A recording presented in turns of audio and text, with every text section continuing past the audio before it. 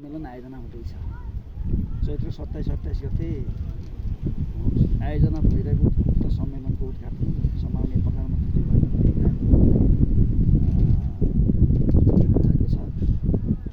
त्यो सम्मेलनपछि यसको गरिमा अझै बढ्ने, यसले अझै प्रचारको क्षेत्रमा चाहिँ अझै माथि उठ्ने सम्भावना रहेकोले पनि यो कार्यक्रम अत्यन्तै महत्त्वपूर्ण छ र यसलाई सफल बनाउन हामी सबै लाग्नपर्छ भन्ने हिसाबले सिङ्गो-पानीदी गाउँपालिका र ऐनादेवी गाउँपालिकादेखि लिएर जिल्लाका धेरै ठाउँहरू, धेरै चाहिँ साथीहरू यसमा चाहिँ लागिरहनु भएको छ।